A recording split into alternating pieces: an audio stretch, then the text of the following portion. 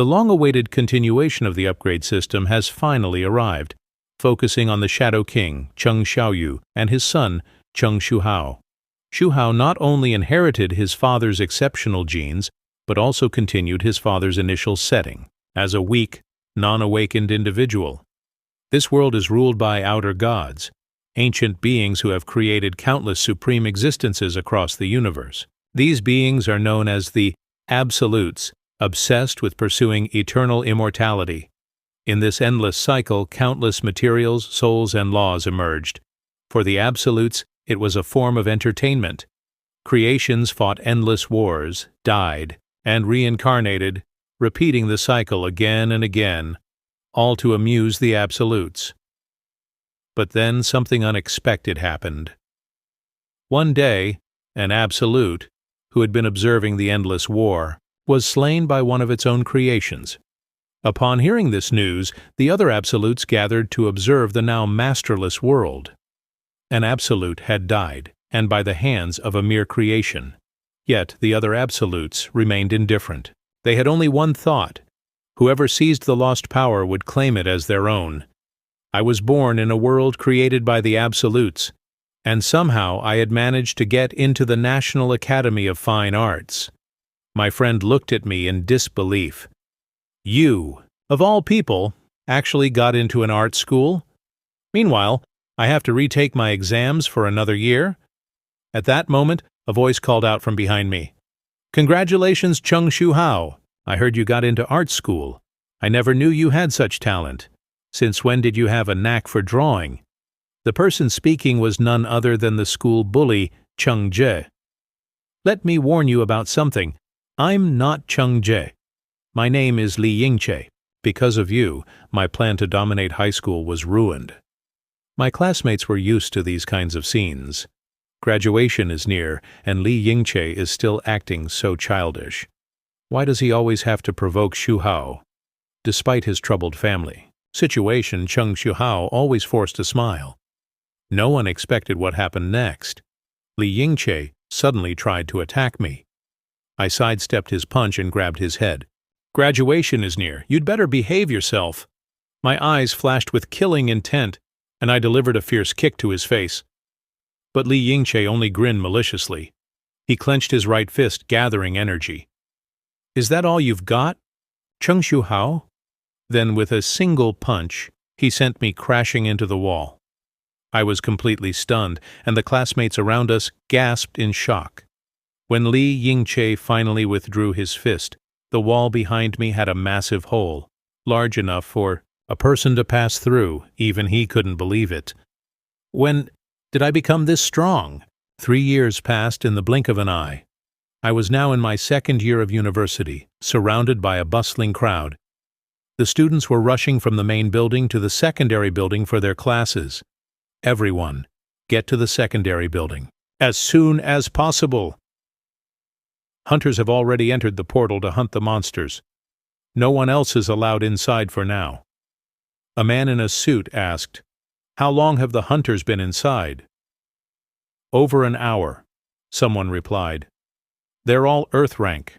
They should be coming out soon. Officials were urging non-hunters to leave the area due to the dangers.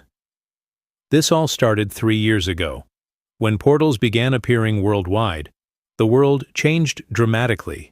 These portals served as gateways to dungeons, and every so often, waves of monsters would emerge. At the same time, humanity also began to evolve. People with magic and supernatural abilities started appearing.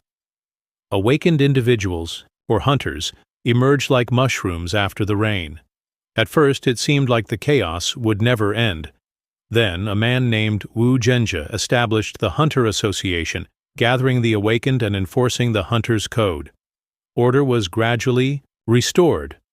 Now, humanity was divided into 2 groups: those who had awakened and became hunters, and those who remained ordinary people, forced to work like ants for their survival, while some hunters lived privileged lives without effort. Despite this injustice, the general public remained grateful to the hunters. After all, without them, life as they knew it wouldn't be possible. At the same time, A deep-seated fear lingered in their hearts. People were slowly growing accustomed to the disappearances of their loved ones, to the feeling of having their lives in someone else's hands, to a future without hope. My mother often said I resembled my father, powerless in the face of fate. But if it were Dad, how would he break free from this? "Xu Hao!" A voice snapped me out of my thoughts. "You're pretty focused today." This drawing of an ant is quite interesting. Or should I say, it looks more like an Ant-Man? I stared blankly. How did I end up drawing this? Meanwhile, outside on the streets, the hunters were returning from the portal. They looked unharmed, as if the mission had gone smoothly. A reporter approached one of them. "Good work, Hunter Wang Zhongxiu." Wang Zhongxiu, however, didn't seem very serious. "The dungeon raid was a success, but there's something we must report to the Hunter Association. This time we encountered monsters that used their claws and teeth to attack. Their offensive power was low. I even got scratched by one, but I didn't feel anything unusual. It seemed harmless. It's the first time we've encountered such monsters since the portals appeared." Just as he finished speaking, blood suddenly flowed from Wang Zhongxiu's wound. A strange energy erupted from it. His entire body trembled. The reporter was confused. "Are you okay?" Wang Zhongxiu didn't respond. Then, a surge of eerie blue energy burst from his body. In an instant, he drove his hand through the reporter's chest. The surrounding hunters were stunned. "Wang Zhongxiu, what's going on?" But by then, he no longer looked human. He began attacking everyone indiscriminately. On the streets, civilians ran for their lives. Inside the classroom, students curiously peered outside. When they saw what was happening, they gasped in horror. People bitten by the infected hunters started attacking each other. Blue flames flickered on their bodies. They looked just like monsters. Could this be a dungeon outbreak? Some students wanted to flee immediately, others insisted on waiting for the hunters to save them. "Professor, aren't you an awakened? Do something!" But Professor Lin looked helpless. "I'm only a rank 1. Awakened." Suddenly, an infected hunter appeared on the opposite building. With a single step, he shattered the ground beneath him and launched toward us. The students were too terrified to react, but I instinctively shouted, "Run!" As I fled, I saw a student frozen in fear, unable to move. I hesitated. Should I save him? But only hunters could stop this. A sense of frustration filled me. As an unawakened, what could I even do? What use was complaining? I had to think, Xu Hao, if Dad were here, what would he do? Suddenly an image of my father appeared in my mind. Just as the infected lunged at the girl, I finally made my decision. If Dad were here, he wouldn't stand by and do nothing. Electricity crackled in my mind. Secret. Mission courage of the weak conditions met. Just as Xu Hao was about to meet his death at the hands of a C-rank awakened flame beast, Wang Baier returned under the orders of the Shadow King, Cheng Xiaoyu. At the same time, across the city, broadcasts were warning residents to evacuate.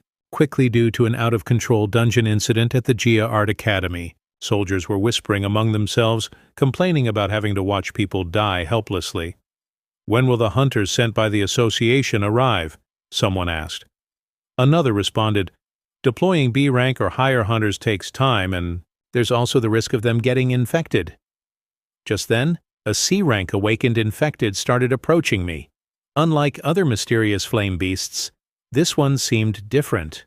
However, since I had just leveled up, I might have a chance to win. Just as I was assessing the situation, my opponent swung its weapon at me. Without hesitation, I dodged and grabbed a nearby fire extinguisher, throwing it directly at the infected. The C-rank infected paused for a moment before slashing the extinguisher in half. Instantly, the dry powder inside burst out, filling the entire room. With visibility low, I seized the chance to escape with a quick dash. Only then did I realize I was no match for it at all. The difference in power between ranks was undeniable. I had no idea when the hunters would arrive. But for now, all I could do was wait for their support. Suddenly, Strands of blue energy began leaking from the infected's eyes and mouth. My heart sank. It had locked onto the students upstairs. Shitat.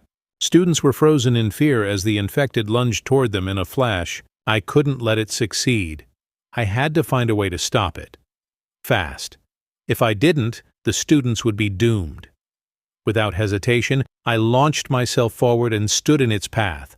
One wrong move, and it could kill me instantly. But no matter what, I couldn't let it escape. After a brutal fight, my momentary distraction left an opening. The infected's blade pierced my chest. Blood sprayed from the wound, and I coughed up a mouthful of blood before collapsing to the ground. My health had nearly dropped to 0. I looked down at my wound. It was bad. But perhaps the system had temporarily kept me alive.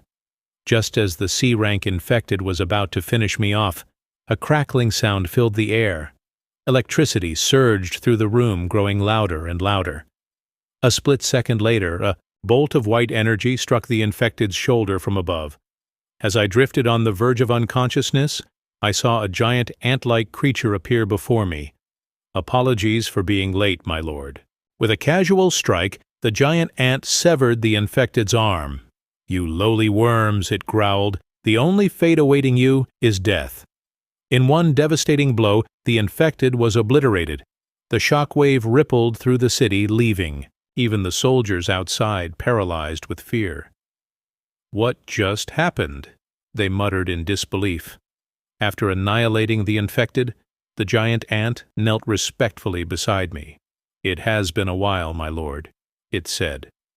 At that moment, fragments of memories flashed through my mind. I saw myself crouched on the ground, drawing something. Then, a massive figure loomed over me. It picked up my sketch and examined it. My lord, is this supposed to be me? The next instant, I suddenly jolted awake. What was that? I realized I was lying in bed. The creature in my vision. It looked exactly like the ant I had drawn. Before I could process everything, my phone rang. Shu Hao. What the hell happened? Are you badly hurt? If necessary, I can assign you some awakened bodyguards, my uncle said. I immediately refused his offer. The dungeon outbreak had already made headlines. The mysterious flame beast's ability to cause mutations had drawn immense attention from various organizations. They had discovered that its power could turn infected hunters into monsters. Meanwhile, the Hunter Association's forces rushed to the city center to contain the situation. By the time the hunters arrived, all the mysterious flame beasts had been eliminated. To this day, no one knew who was responsible. Watching the news, I finally confirmed. It wasn't a dream. I had truly awakened, and I was different from ordinary awakened beings. I could continuously level up and grow stronger. But one question lingered in my mind. During my fight against the C-rank mysterious flame beast, I lost. So how did I survive? Just then a voice came from under my bed. I froze. It has been a while, my lord.